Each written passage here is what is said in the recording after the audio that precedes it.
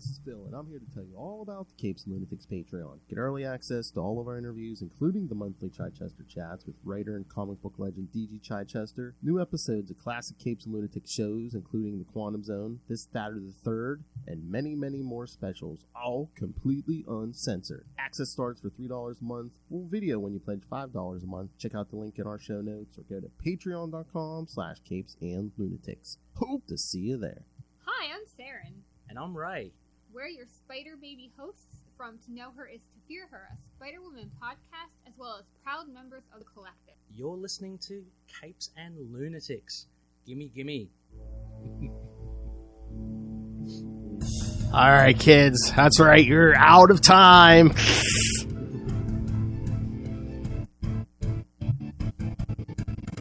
All right. Welcome back to another episode of Marvel Tales.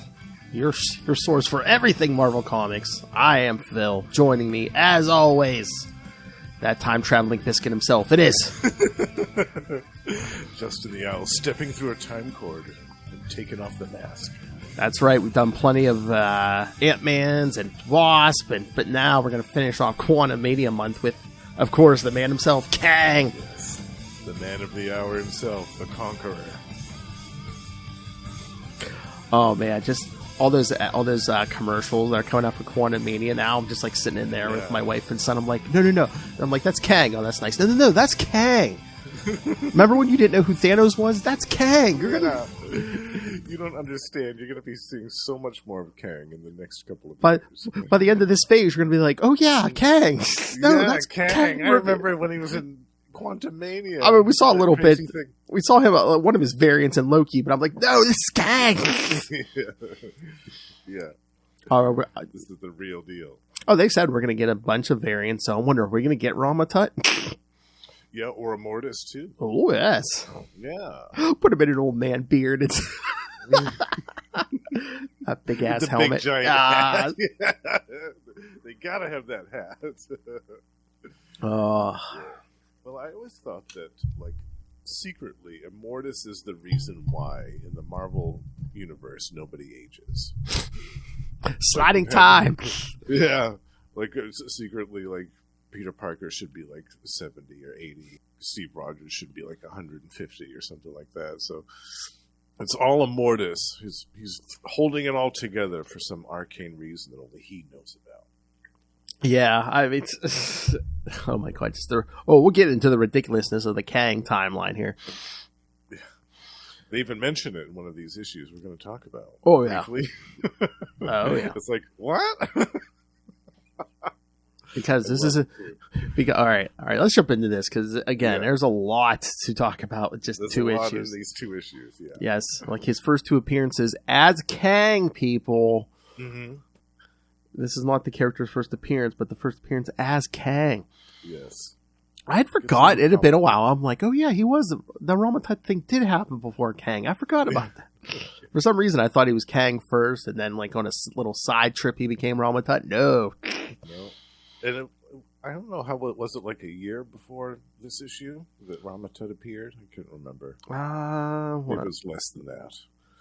Yeah, I was gonna say. I mean, we're when was it? Wasn't All right, that long. I think it's on my notes here. Here, we'll take a look. But kids, all right, the first appearance as Kang was from Avengers number 8. That's right, the very first Avengers 8. Yes. From cover date September 1964. Oh god, of course since then we've gotten variant covers. Oh, they're all NFT covers. Oh, nice.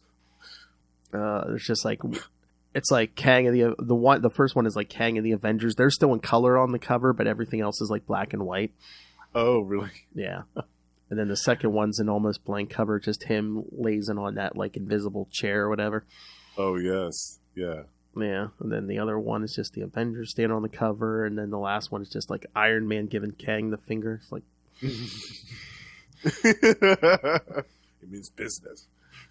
I love it because in one of the screen caps from Quantumania, there's a almost perfect replication of that scene where he's sitting in that chair.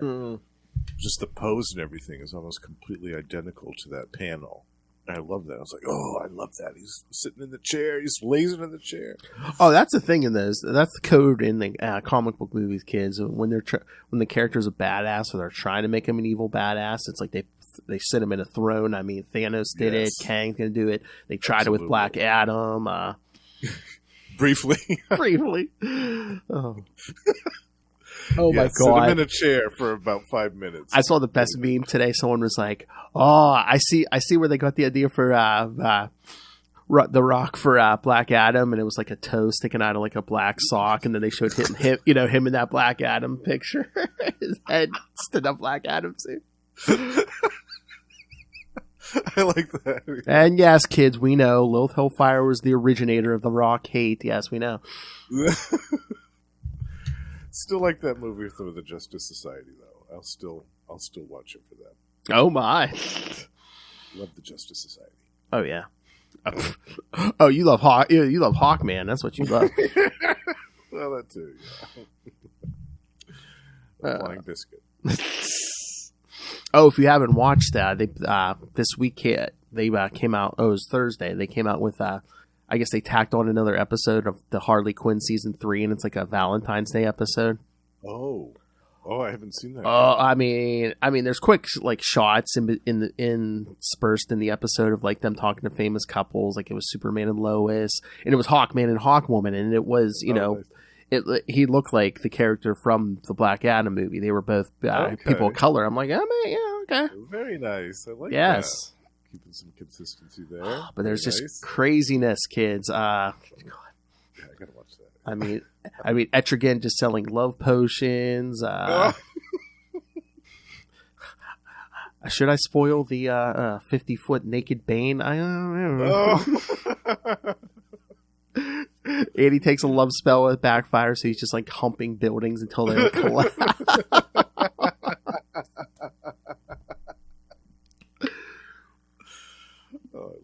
Oh my god! All right. Oh, there's even more. That even half of it.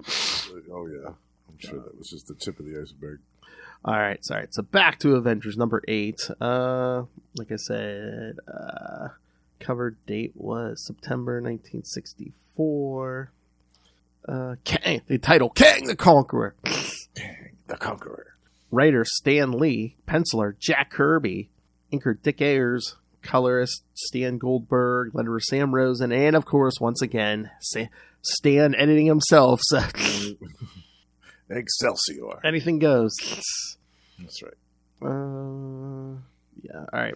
It's not a big synopsis, but then we'll dive into this. All right. Kang the Conqueror comes to rule Earth. The Avengers attack and are beaten and captured. Apart from the Wasp, she and Rick Jones form a plan and get on the Kang ship and free the Avengers. The Avengers battle Kang again and manage to defeat him by destroying his suit, which controls all his weapons. Kang is forced to flee back into his own time. Okay, is it just me or did Rick Jones seem to suddenly appear out of nowhere? Yeah, I forgot that he... Like, I had to flip back. I'm like, wait a minute, was he there since the beginning? Yeah, was he palling around with Cap a lot then? I think he might have been, but it was like, all of a sudden he just seemed to appear. Like, I was like, I don't remember him saying anything, but then I think the first time we see him was like when they like after they take that trip and they just get on a jet and fly to Kang. I'm like, oh yeah. But once they get there and they start rushing him, I'm like, oh there's Rick in the background. Yeah, like, there he is for no specific reason. Yeah, I was like, did they decide to just like drop him in there like halfway through the issue? Was Stan just like, girl can't save the Avengers by herself? That's right. We don't want to have the Wasp do it all on her own. Yeah, have a man with her, even if it's a teenage boy. That's right. And then he had to go and mention the Teen Brigade too. I was like, boo, boo, Teen Brigade, boo. Oh yeah, get out of here with that. Oh boy, I think he's gone already, but Noel was here. The biscuit's back. Hey, Noel.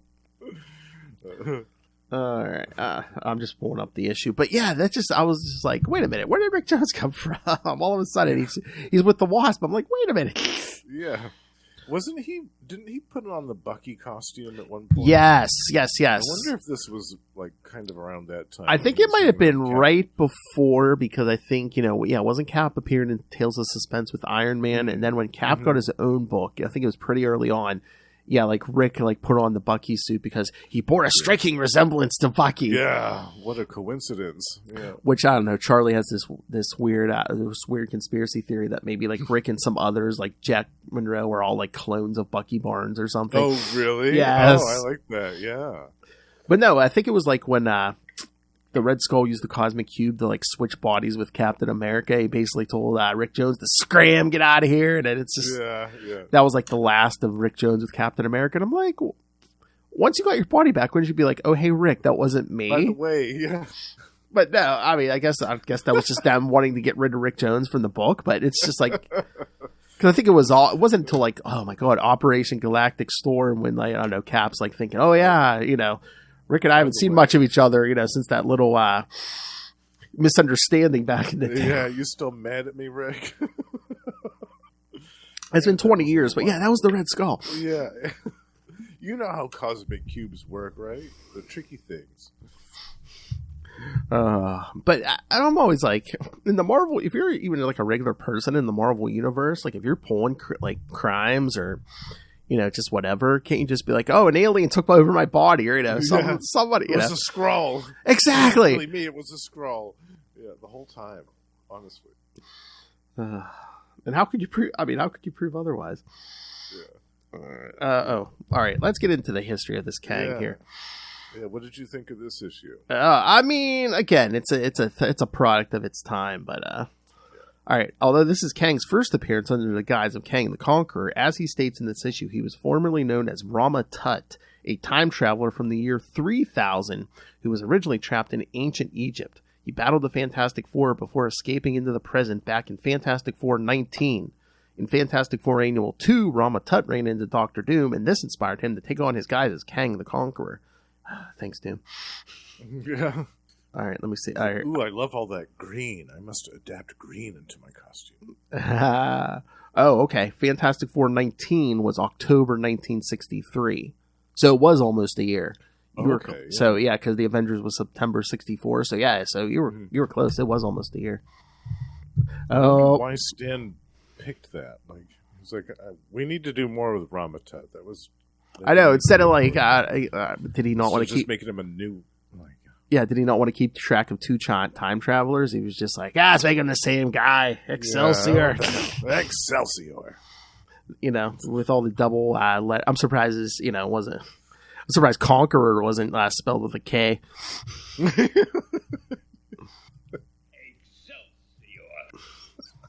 Excelsior. Oh, hello, Russell. Hey, Russell. Justin, you cheating hussy. He's my man now. Torn between two lovers. Hey, Russell, I already told everyone next episode it's going to be a threesome, so. That's right. As we step through the green door. The meet in the middle. Whoa!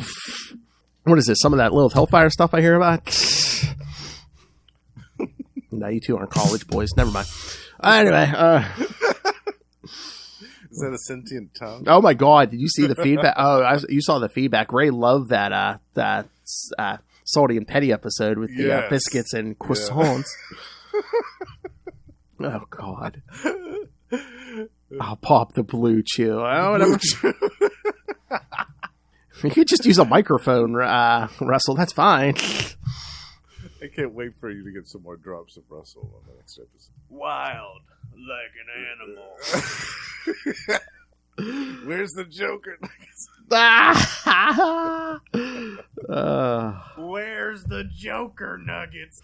Now my favorite. No, I invented that, you dick. Teach me how to urinate. The original. That was the original. I'll be extra vulgar. Who in the name of Lilith Hellfire do you think you are, sir? But no, I keep meaning that here. I keep going to pull up that Avengers number 8, and it's just keep getting distracted by it. Oh, hey, okay. Yeah, was this the issue where it's just like, hey, he's from the year 3000. He goes back to be Rama Tut. Then he tries to go back to his time, but he overshoots, goes to the year 4000, pulls a bunch of weapons from there to become Kang, and comes back to the 20th century. Yeah. Wow! Oh my god. Those fighting words. I know. Wow. Percentage! Oh my. Hey, Russell, you can give me that drop when we record next, so I'll play that for her. Then you can keep her one eye open. Over a year ago, you didn't. Alright. Gonna get you. Lil's gonna get you. I'm having a weird thing with Marvel Unlimited lately. Like, I can't just, like, search for, like, the issue. Like, I used to be able to just, like, put in the issue and it'll come up. Now I have to, like, go to the series and scroll down. Oh, probably because they've got so many different series now, right? I guess, but I thought, like, if you put in Avengers 8, like, it would bring up every Avengers number 8. I thought at least it used to. Because I'm pretty sure. Yeah, there haven't been that many Avengers 8s. No, I know. And again, kids, I know, I'm old, but it's like, does anyone care if it's, like, issue 692? Yeah, for a while they were doing that, weren't they? They were merging all the... Well, a lot of times now Marvel will be tricky and they'll put like the new number and the legacy numbering on it, so it's they'll just... put the legacy number on there too. Yeah, it might be like it might be on there smaller, but yeah. I haven't paid attention if they were doing that or not, but And I think... like it when they do that. I mean, for us folks, it's helpful. Exactly. But I find it funny when it's like, it'll be like, oh, it's like issue number 2, but meanwhile legacy numbering it's only like 29 or 30, so it's like they rebooted after like 15 issues or something. It's a series 3 or 4. It's like, yikes. Charlie Esser is a dick. Whoa! Whoa! Wow! Coming after the whole team here, man. Russell's feeling salty tonight. Oh man! Don't worry, we're gonna have you on the Talk Mountain Dew with Lilith one day. Oh, don't worry. That's right. Salty and You guys petty. have to talk about your favorite flavors of Mountain Dew. That's right. You got to talk your favorite flavors of Mountain Dew. That's right. Justin came on and talked about his favorite flavors of man. So come on. And there were multiple. Exactly. I'm paprika. Paprika, nice. I like that. You and your dog Blue. Spicy. It's a spicy meatball. All right. But yeah, I mean, just the oh my god, these issues at the time. Stan was, I don't know if he was a genius, a madman. A little of both. I like how the dude from the Pentagon just rings up the Avengers. It's just like, thank you for your prompt response to my call. Now, down to business. He tells them all about the spaceship. Is it just me, or does it seem weird that Thor's like running the controls? It's just like, Yeah. Shouldn't that be Iron Man working all the gadgets? At least at this anyone over him? I mean, yeah. He's going to smash that thing with his hammer. Their closed circuit TV channel. Oh, yeah. And again, both issues weren't they like, oh, whose turn is it to be chairman this time? Yeah. Yeah. The rotating. Anyone but the Wasp. Yeah, anyone but the Wasp gets to be chairman this week. She has to take the notes. That's right. She's going to be the secretary. Chairman, get it? Yeah. By Blue's Clues rules, that means Phil and Lilith are my parents. Go to your room, young man. No Mountain Dew for you. You go to your room and close the green door. That's right. That's a Gamma Charge show, kids. Proud member of the collective. Gamma Charge, the strongest podcast there is. See, we give you plugs. We're actually recording a new episode tomorrow night. Oh, nice. Also a Quantumania special. Ooh, nice. Yes. And also, okay, I'll give you the plug. All right, Russell also appears on Trapped in a World, the Howard the Duck podcast. The Howard the Duck podcast. With Mr. Noel Tate. You know how duck penises work, right?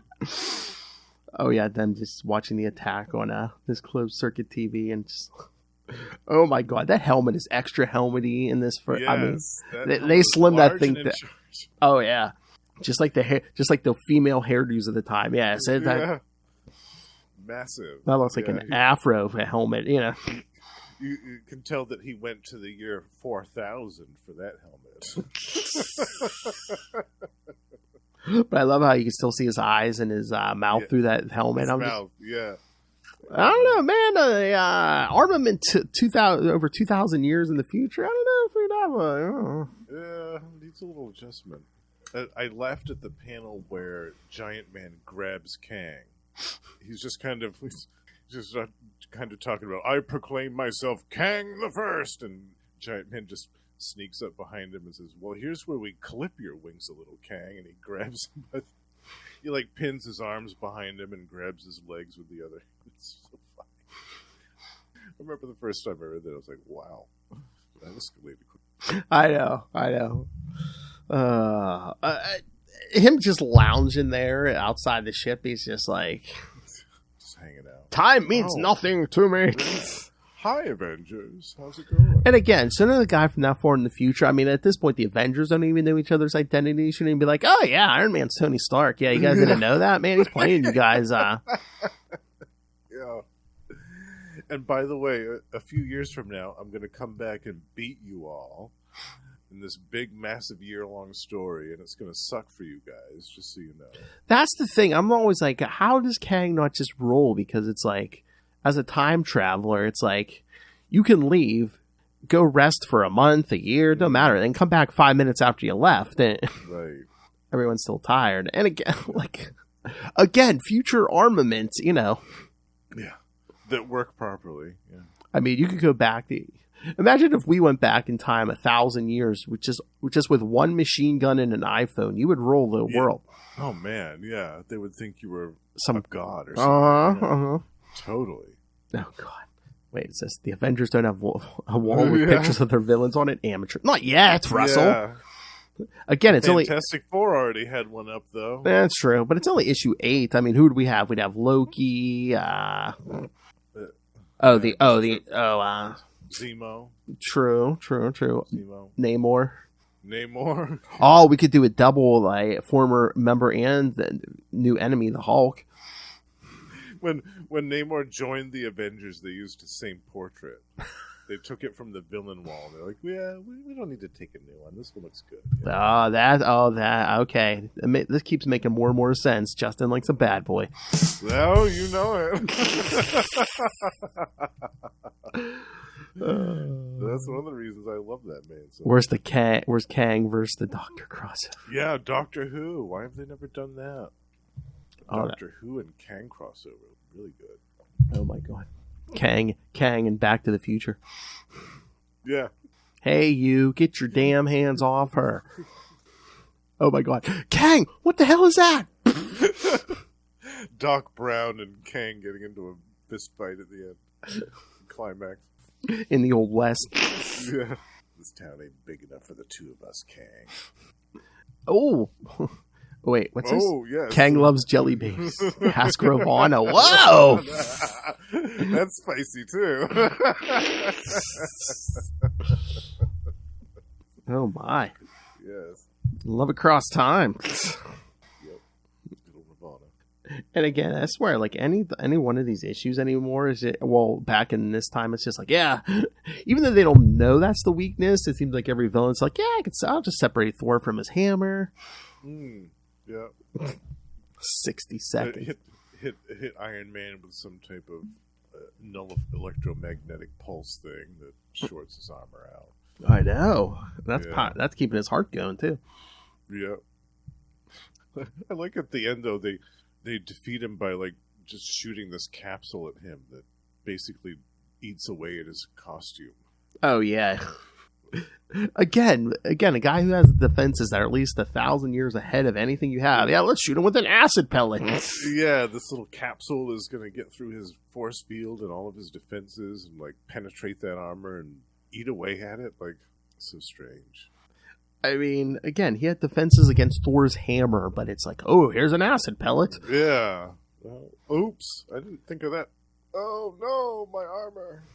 I mean, is there like a portion of Odin's power in that hammer? But it's like, oh no, like, you can't defeat chemistry. Yeah.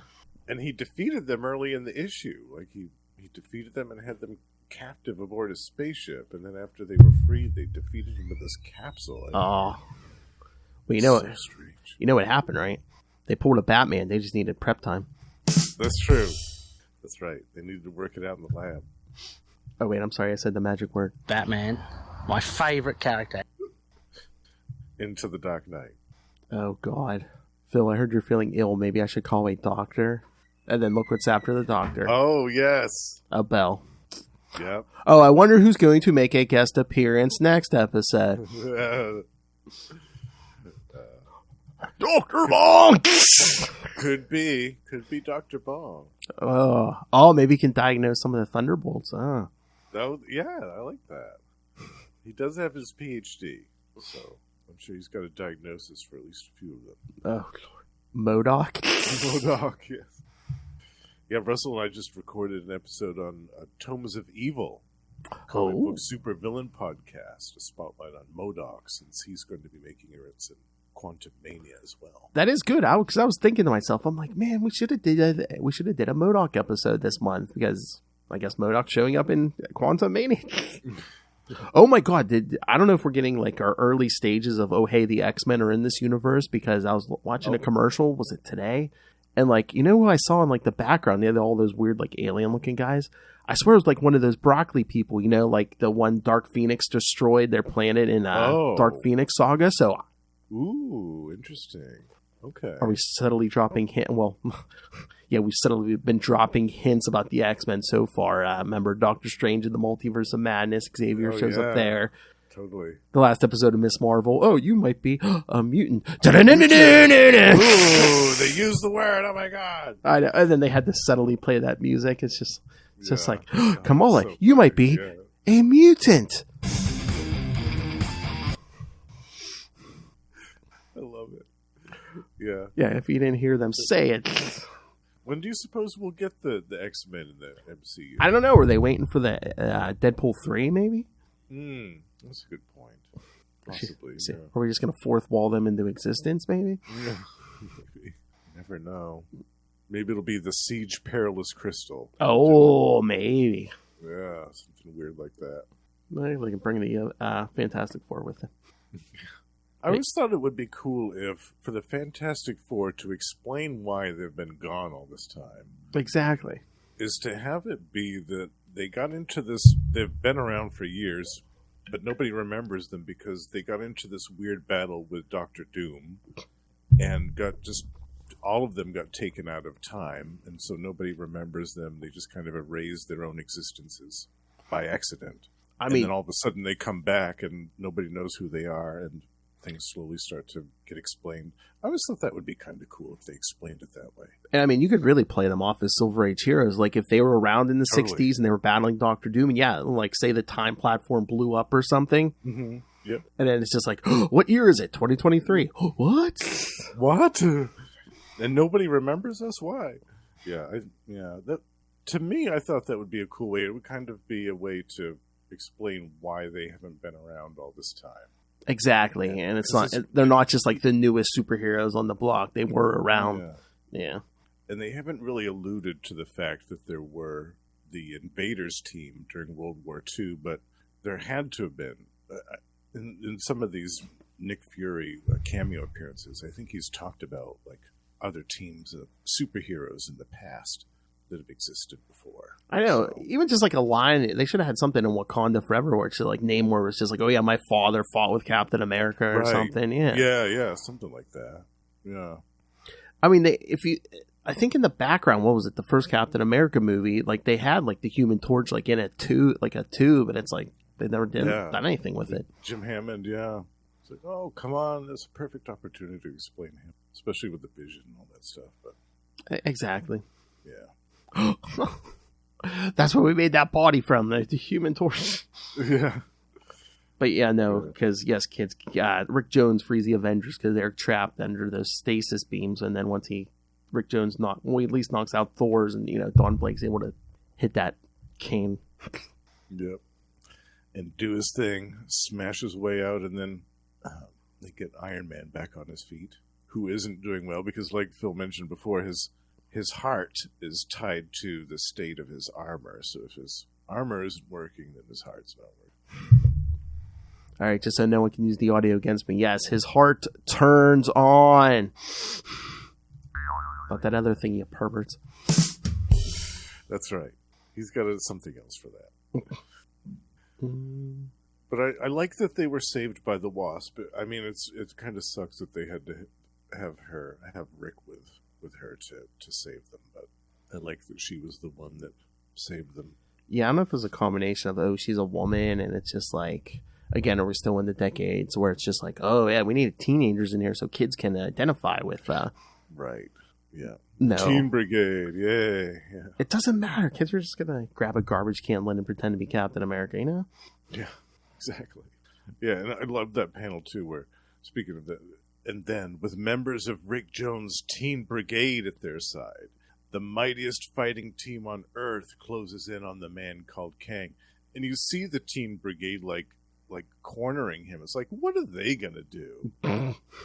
What are these teenagers in these ridiculous-looking suits playing it being 50-year-old men at age 15?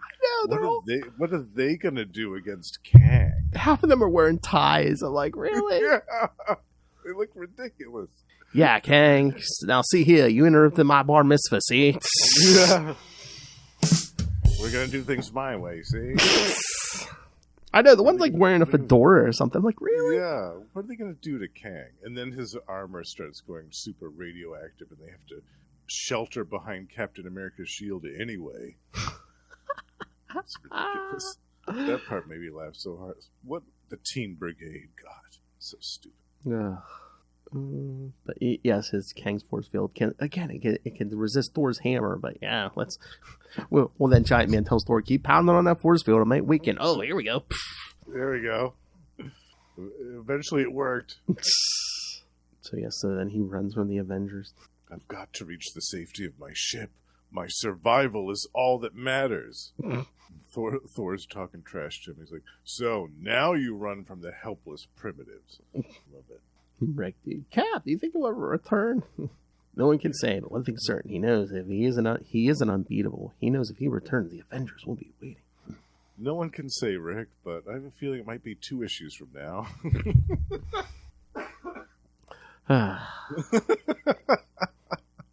I don't know, Rick. If only if these people write in and say how much they love Kang.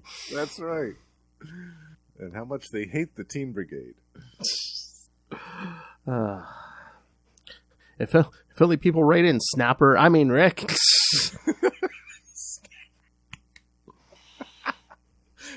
Old Snapper car. Well, God. I don't know. I like Captain America, like especially like in the 80s and 90s, but like this era Cap really doesn't do much for me.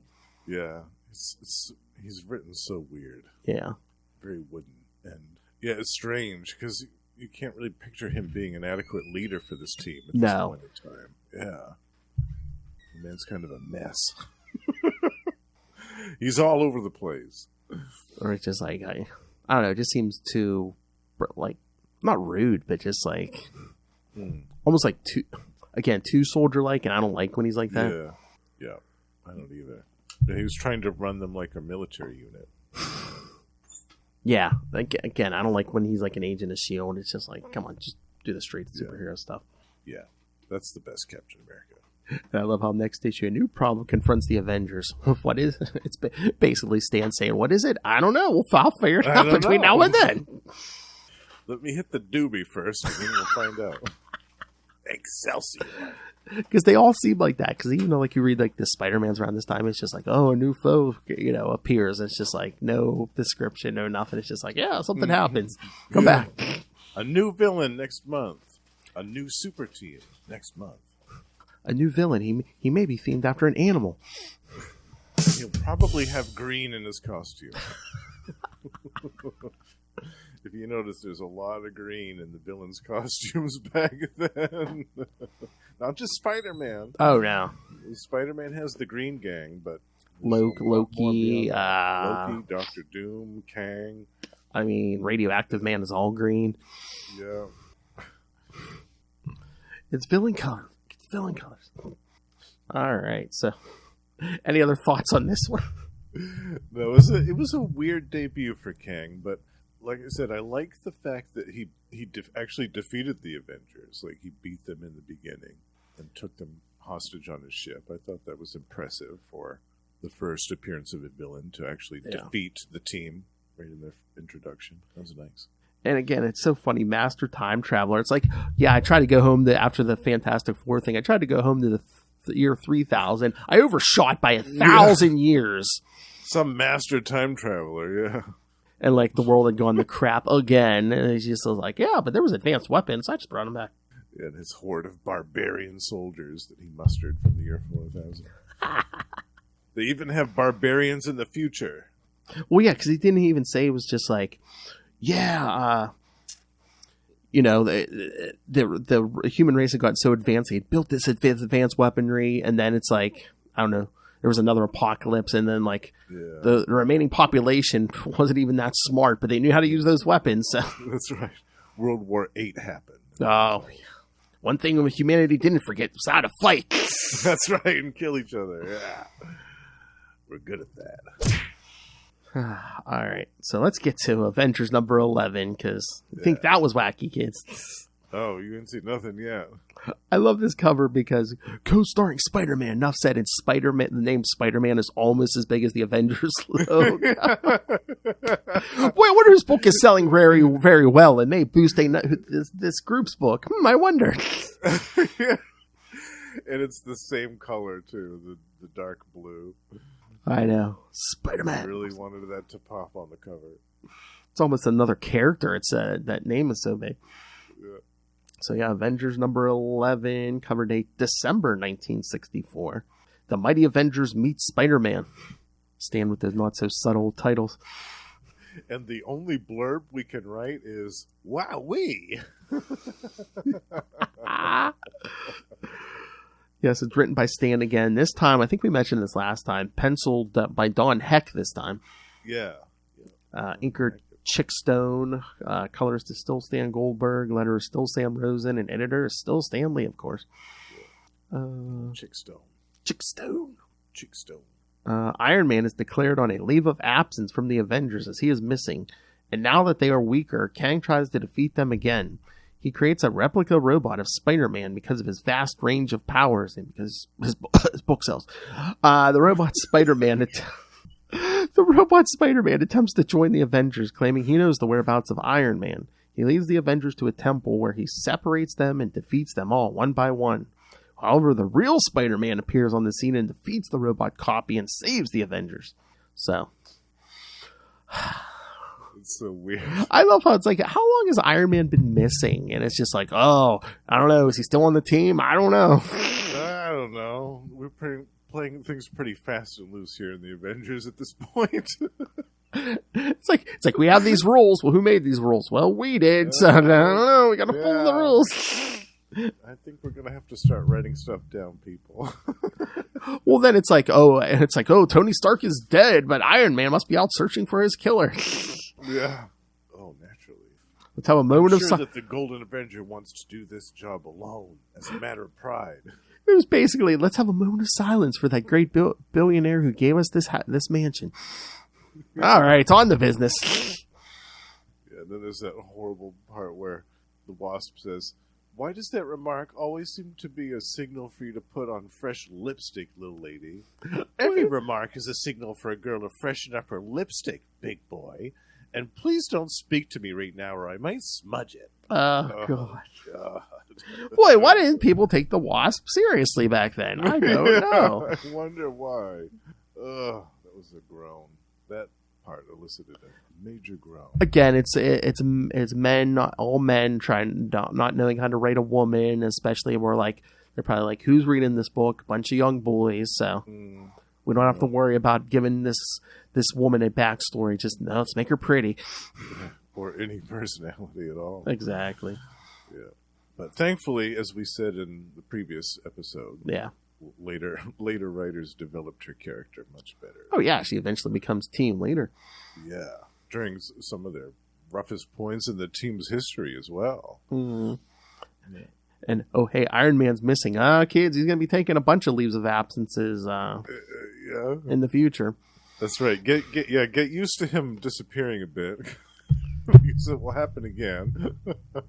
He's gonna be taking a bunch of those little Hellfire style. Let's go to Vegas and get drunk vacations,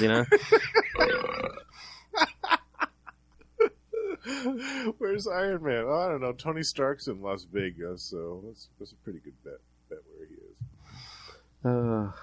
What secret mission is Iron Man on this time? Superior puss.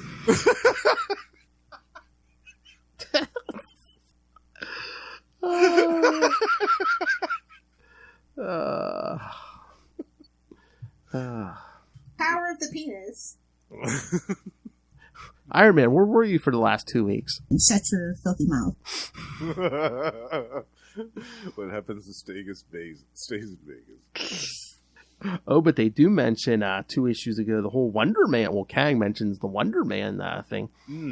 Which was a big deal. Mm-hmm. Oh, I mean, well, bigger deal later on. Yeah, they don't even know what they had at this point because Kang's watching them through a time portal. Yes.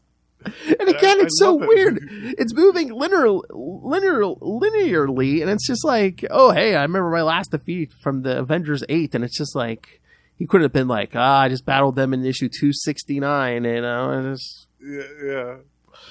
And I love, too, how he's observing all this. And, like, Spider-Man is, like, the most powerful character that he's observed on Earth in this time period to create a robotic duplicate of. Like, there's nobody else around. Again, popularity contest, because, I mean, otherwise, wouldn't you be like, oh, hey, maybe I can lull them into a false sense of security with, like, their former member, the Hulk? Yeah.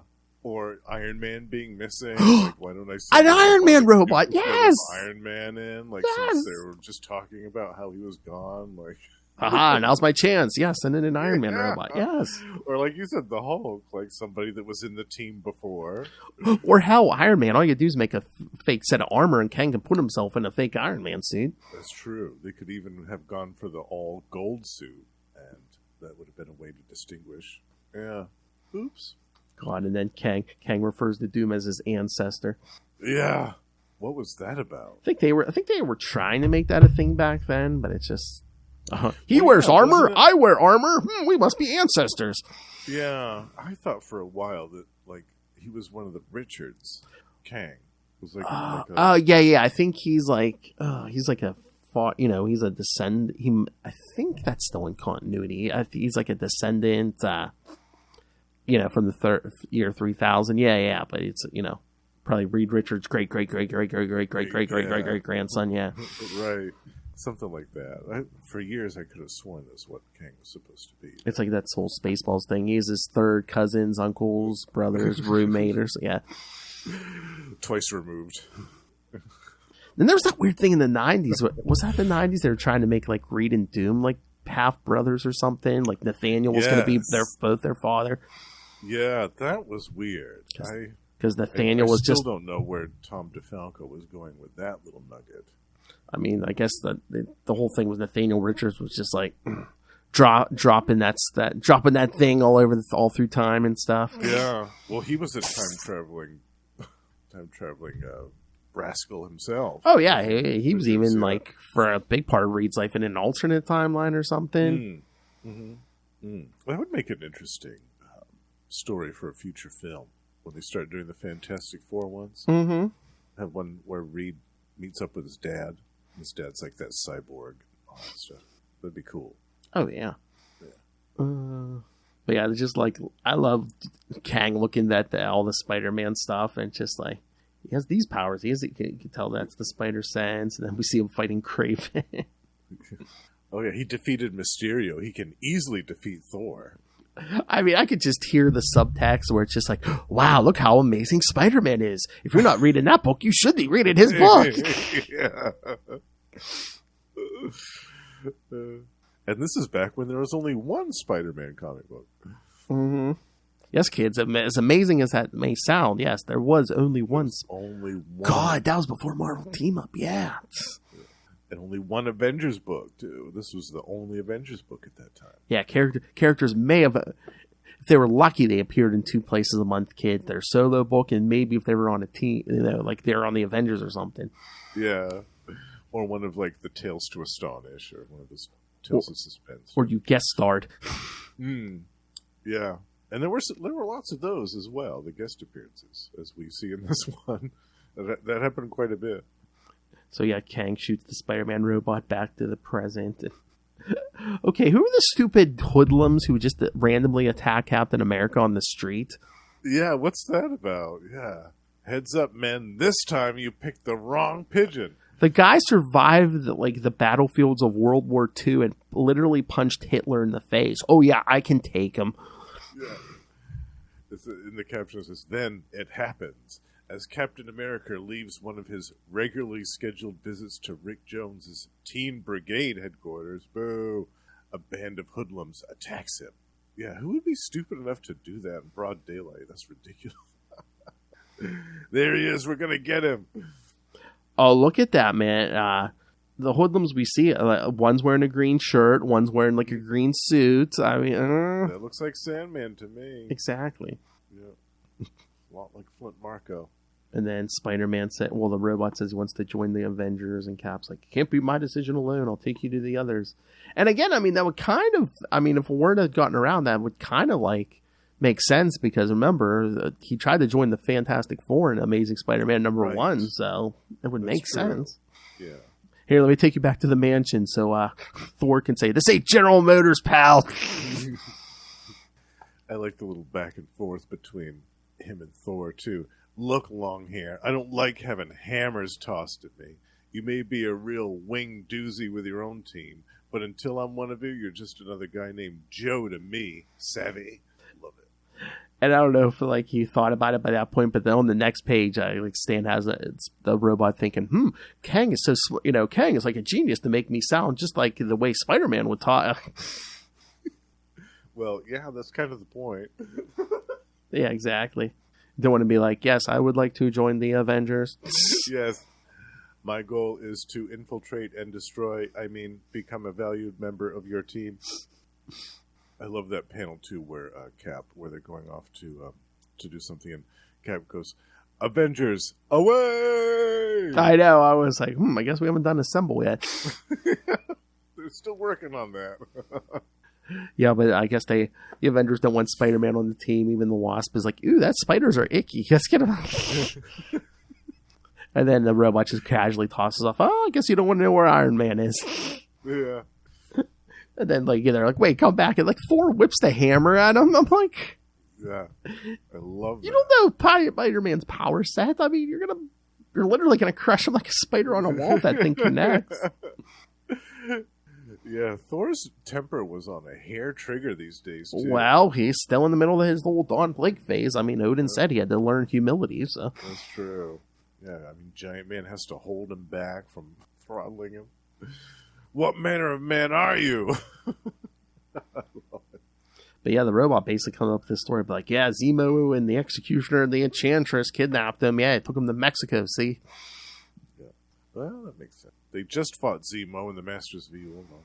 So there's the other pictures on the wall. Loki, them, and I love how all the Avengers take separate, like, flights or whatever down there. Yeah. They didn't have the Quinjets or any of that stuff. But they didn't even take, like, the same plane or anything. Or it's just like, oh, hey, let's hop on Thor's back or something. You know, Captain America, hop on Thor's back. It's... Yeah. It's so strange. Because all we see is Ant-Man or Giant Man and the Wasp, like, fly out to the airport and... Are they flying commercial? Yeah, they're taking a passenger jet. It's so weird. Like Tony didn't give them anything to like. It's so weird. I said no Quinjets yet, no nothing. I guess. No, yeah, man, these were rough times for the Avengers. They were some crowdfunding action. Yeah, no government stuff, nothing. But yeah, they get we see Giant Man and the Wasp get there, but the Spider-Man robot's already there. Mm-hmm. Yep, and then they discover quickly that he's not who he pretends to be. You double-dealing deceiver. Say that 3 times fast. But yeah, he's trying to stop Ant-Man, Giant Man and the Wasp, but they keep changing sizes. Especially when he tries to tie up Giant Man. I love that.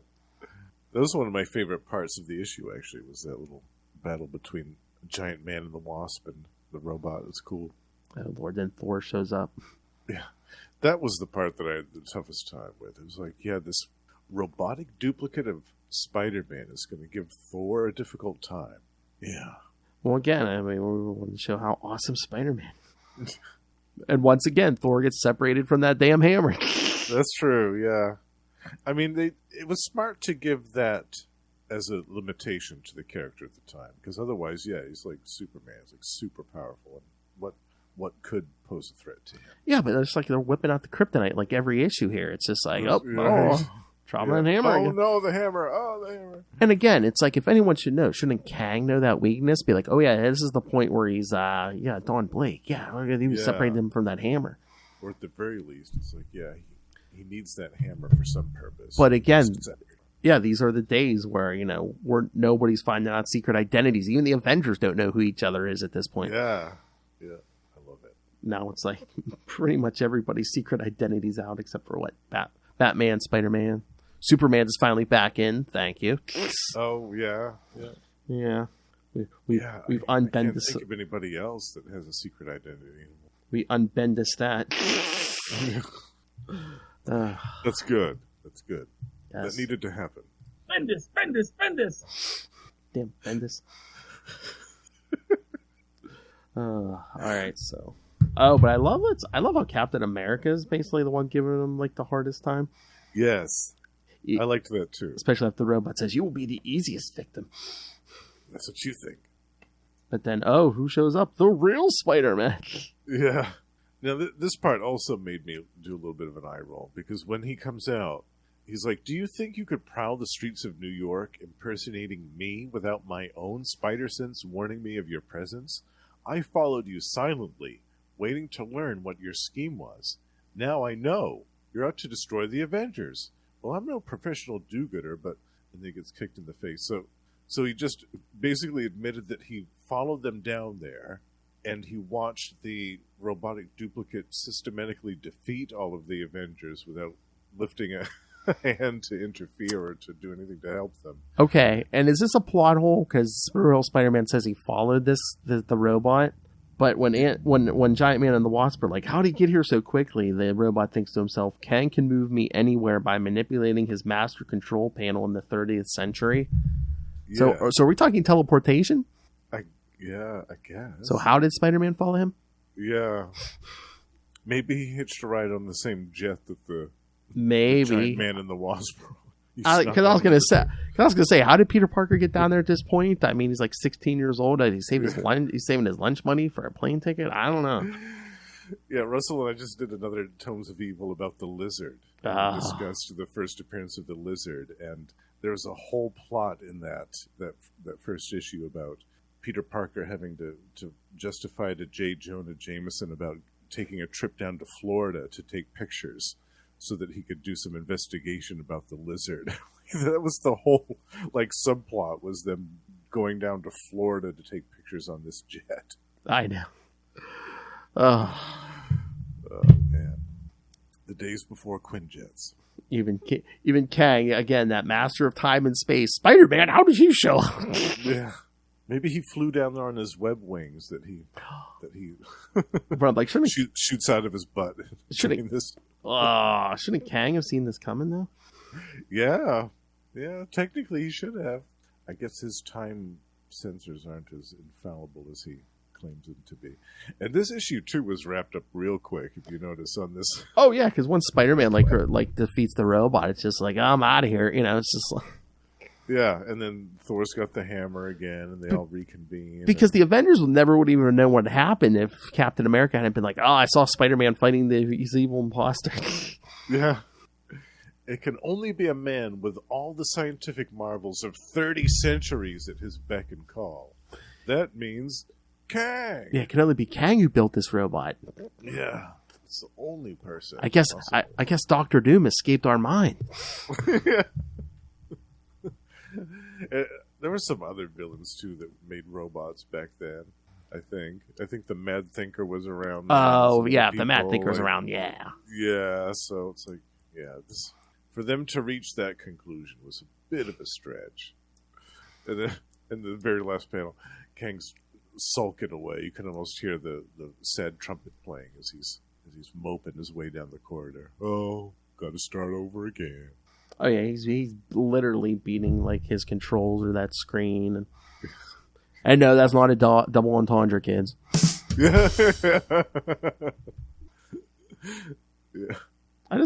we're just like screaming in the air, Pete Ward, man of the future. Of course, it can be no other. Hear me, men of the future. And that robot was never seen again until 1996, Spider-Man Team Up number 4. Oh, did they bring that robot back? Oh yeah. Ooh, I guess it just that. lays in this jungle until Spider-Man Team Up number 4 from 1996. So Oh, that is hilarious. it's Spider-Man and the right before Heroes Reborn Avengers. Oh, okay. Ooh, T- we should cover that one too at some point. We can. I mean, Ray, Dave, and I already did it on Ultimate Spider-Cast 199. But yeah. Yeah, maybe Because next year. that robot just lays in the oh Justin, if you want to cover because you know who's on the team, right? Teen Iron Man, Oh yeah. the fully mutated Wasp. Oh, it's Yeah, that was right the before- post issue 400, wasn't it? it's right before Heroes Reborn. Yeah. Yeah. Oh, that was. And I had a bunch of those. I still have a bunch of those issues too. I must have missed that one. Wow. Yeah, I bet that was a trip. See, I thought that was the last that we saw of this robot. That it was never discussed again. I love that they brought it back. Nope, he came back for a one and done in 1996. That's great. I love it. Yeah, because there is a noting even in here. Yeah, the Spider-Man robot appears next in Spider-Man Team Up 4 in battle again with the Avengers and Spider-Man, although it was Ben Reilly rather than Peter Parker. Yes, important note. Important to take note of that. Mm.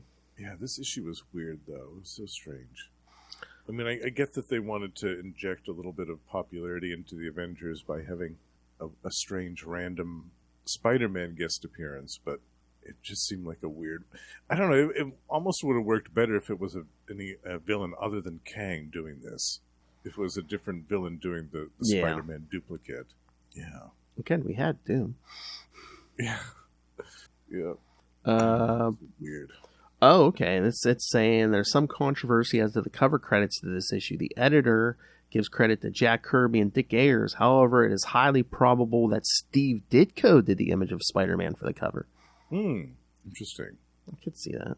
Yeah. And again, yes, kids, big faux pas on the cover. Yes, Iron Man is on the cover, but he's not in the story. Right. Yeah. Oops. Was he supposed to be? And was someone just like, oh hey, he's doing such and such over in Tales of Suspense?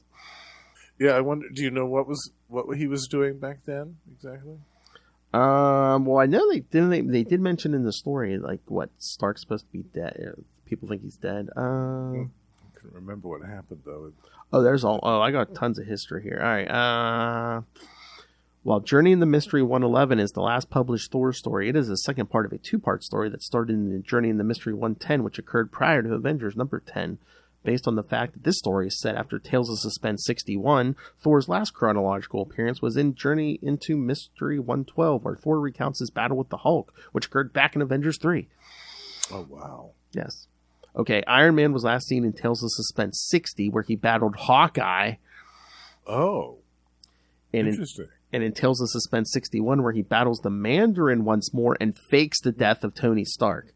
Oh, okay. It was after that big Yeah. Mandarin fight. Yeah. Yeah, so the Mandarin had that crazy costume in that story. Do you remember that? I think so, yeah. It was one of the few times that he had a mask, if I remember, that covered his whole face. Most of his face. Oh, and for those... And I think that costume had a bunch of green in it, too. Again, bad guys wear green. And for those of you wondering, Spider-Man makes his appearance in this issue following the events of Amazing Spider-Man 20, where he battled the Scorpion. Okay. After the Scorpion. The green villain. Just seeing. Oh my god, we missed another appearance because I guess Immortus must have appeared in issue 10, but Kang himself has not been seen since Avengers 8. Oh yes. Okay, so issue 8, Kang. Issue 10, Immortus. Issue 11, Kang. Yeah. So we were I see what you're doing, Stan. We were firmly setting that foundation. He's an Avengers villain. Oh god. Thor mentions Tony Stark's death occurred in Tales of Suspense 61, wherein Iron Man faked the death of his civilian guys after finding the dual identity role too difficult to maintain. It's stressful. I get it. Yeah. Although Daredevil's done that a couple times too. It's just, again, it's Tony Stark. I can't take it anymore. It's Tony Stark. Tony Stark could have come out at any time. Yeah. I mean, out of all of those Avengers, like, he had the least to lose about coming out of as a superhero. But Spidey, I think, had the most to lose, so it makes sense for him to keep that secret identity. Okay, here's a retcon that may explain something.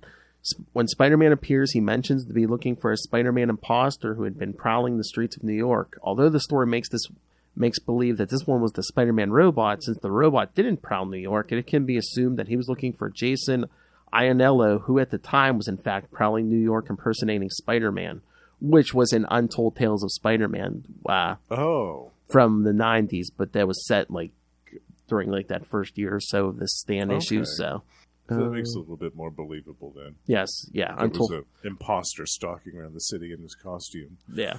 So it took 30 years, but yes, we came up with a retcon for that. They're like, we've got to make this plot hole make more sense somehow. So it's been killing me for 30 years. We've got to fix it. I'm trying to remember. Was that Kurt Busiek, who wrote Untold Tales of Spider-Man? Might have been. It was somebody who knew like a lot of history, so it was like, because like I think most of those issues, it was like, oh, this one takes place between like Amazing Spider-Man 3 and 4. Yeah. The little editor's note on the first page or something. Yeah. Oh my god! If you never read those, they are good. They have good art. I gotta check those out. It's like 25. There was like 25 issues. Mm-hmm. Yeah, especially if Kurt Busiek wrote it, I'll definitely check those out. I love his stuff. Oh yeah, because it was 26 issues, 1 through 25, and it also had a -1 issue. So, I'm looking. Oh, yes, Kurt Busiek written it, and yes, pencils by Pat Olive. Yes. Oh, nice. Yeah. Yeah, I love his stuff too. Cool. Yeah, I'll definitely check that out. Oh yeah, it was back in the day when in the 90s. Remember when they were putting out some of those 99-cent books? It was a 99-cent book. Oh yeah. For a brief moment, they did that. It's 99-cent books. But yeah, again, recommendation, kids. Yeah, if you haven't read Untold Tales of Spider-Man, do it. Yeah, that does sound really good. I think I'm going to force Lowell to do that one day. All right. Look at this notes. Anything else we need? Oh God. Presumably, Kang's lack of knowledge of Immortus' battle against the Avengers in Avengers 10 is unknown to him due to the fact that the story ends in a time paradox that erased the events of their battle. Only Zemo, Executioner, and Enchantress have knowledge of the battle ever occurring. Oh, okay. That makes sense. Sure, yeah. Yes. I know. Well, again, we hadn't. I don't think we said Immortus was Kang at what did we? I know we knew Kang was Rama Tut, but I don't think we knew the Immortus stuff. The Immortus link I don't think was established until a while later. Man, was it like a requirement of writing comics in this era that you had to be like high? Smoked in GB. I'm sure it probably helped. Like, oh man, I gotta get through this deadline. How am I gonna do it? Oh, I know how to do it. And yes, the villains that Kang was looking at on the screen were Radioactive Man, the Unicorn, Mysterio, Magneto, and Doctor Doom. The Radioactive Man. Oh boy, and if you guys wanted to know, Kang's next appearance was in Strange Tales 134, where he attempts to take over medieval times and is stopped by the Thing and the Human Torch. Oh, I don't think I've read that one either. Yeah, I don't know if I read that either. Just the Thing and the Human Torch. Wow. I'll have to check that one out. I don't think I've read that. And Iron Man is back next issue, so. Yeah. Well, there you go. He had a little bit of a break. Mm-hmm. All right. I think that's it for me. Do you have any other thoughts on these? No. This issue was kind of weird. Again, like I said, it just smacked to me of, oh hey kids, you're not reading Spider-Man, or hey, this book sells well. Maybe some Spider-Man readers will come over here and read Avengers. Exactly, they're doing some cross-pollination here. You can tell, and Stan was definitely stretching with this. Yeah, it almost seemed stretching the limits of credulity, but it almost seemed like, still fun. Look how awesome Spider-Man is. He could beat the Avengers if he wanted to. Yeah, he could beat Thor. Honestly, he could beat Thor. That long-haired hippie. Yeah. Throwing his hammer at him. I love it. Exactly. All right, kids. So, yes, Quantumania. By the time you hear this, Quantumania will be out. Send us your thoughts. But remember, next time, we're going to be talking some Thunderbolts. Early appearances of Thunderbolts from Thunderbolts -1, Hulk 449. and Thunderbolts 1 and 2, the original Thunderbolts 1 and 2, with special guest, one of Justin's other co-hosts, Russell from Gamma Charge and Tombs of Evil. Strongest podcast there. Don't worry, Justin will tell you in a few minutes here where you can find Russell. All right, so yes, we're doing that next time, and then in 2 weeks we're going to do the first 4 issues of X-Men. Yes. Another first for me, which I haven't read yet. I'm excited for those. Age of Apocalypse. Oh, we got good stuff coming in March. That, and then the week after that, we're going to do Avengers Infinity, that 4-issue series. Yeah. That's kind of like a hidden jewel. Mm-hmm. I don't think a lot of people know about, so I'm excited to talk about that one. More Avengers. And then the week after that, we're going to cover the first 3 issues of Spider-Man 2099, kids. Yes. Super excited for that. And then we'll round out the month with the crossover between our show and me and Will's show, Sector 2814, the Green Lantern podcast on Capes and Lunatics Sidekicks. Yes, we're going to do the JLA Avengers crossover. We'll do the first 2 issues here, and then we'll do the second 2 issues on me and Will's Green Lantern show. So good. Yes. I love that series so much. Oh, I'm my so God. excited to be talking about that. Yeah. So that'll be the month of March, and then we know what's coming in April, huh? How, Justin? We're keeping it a secret until April. I want to say we're playing a prank on you people, but it seems more like a punishment. It's more like a prank on ourselves than anything else. We're going to flog you with a story for 4 weeks, kid. And I still think, Phil, that we should do the same thing that you and Lowe's did last year on April Fool's, where we make it as like one of the best stories ever written. We can try, but it's hard. That is hard. Yeah. A legendary epic in the annals of comic book history. It was hard to do for 1 week. Can you imagine doing this for a month? Especially with this one. Yes, that plot point makes complete sense. Wait a minute. Mantis was a space phantom? Oh, you're going to give that away. No, I've said too much. Oh, part 12 is so interesting. Yeah. I won't say anymore. I don't want to spoil it. Oh, my God. All right, kids. So, yeah, send us your thoughts on all the March stuff. Email us, CapesandLunatics@gmail.com, or call the voicemail 614-382-2737. That's 614-38-CAPES. And remember, okay, if you want now, we have a new and improved. If you want to find all social medias, our YouTube videos, merchandise, everything is at our new website, tubespace.io/Capes and Lunatics Podcast Network. And if you can't remember that long address, it is in the show notes right below you. So, yes, YouTube video, podcast, yes, it's all in the show notes. Every episode. So that's right. They're all there, all listed out for you to enjoy. All right. So, Justin, again, you are here every week. You're on We Are the Night, the Batman podcast. Yes. Batman podcast. Once a month. But where else can people find you? In addition to those 2 lovely shows, you can find me with my aforementioned pal Russell over on Gamma Charge, the strongest podcast there is, where we talk about everything to do with the Hulk and She-Hulk related goodness. And also Tombs of Evil, comic book supervillain podcast. This month, because of Quantumania, we're doing our own specials over there. And like I said, we did a special on MODOK, a character spotlight on MODOK, where he's appearing in the film. But we're also doing one on Kang as well. We'll be discussing some really key, definitely not all of Kang's appearances, of course, but some of the key ones over the years. And that's coming out probably towards the end of the month. And in addition to those 2 shows, we also co-host a 3rd show with our pal, the High Priest of Khonshu, Ray himself, Predator and Prey, a Yucha podcast, in which we talk about everything to do with the Predator, films, comic books, video games, all kinds of stuff. And my solo podcast, The Lost Library of Legends, is on its way, and tentatively in the beginning of March 2023. Cock-a-doodle-doo! There will be some talk of that as well. Scream it! Talking about meat is so natural for Justin. Talking about meat is so natural.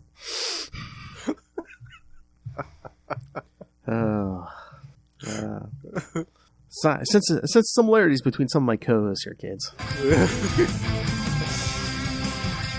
Yeah, all right, again, thank you for joining us this month for Quantum Mania. Next week, yes, we'll be joined by, Russell himself. Talk some Thunderbolts, including some Hulk, because there is a Hulk issue in there. That's right. So yes, I will have both hosts of Gamma Charge joining me to talk Hulk, Namor. Oh, it's on. Yeah, it's gonna be good. All right, kids. I guess right now we're out of time.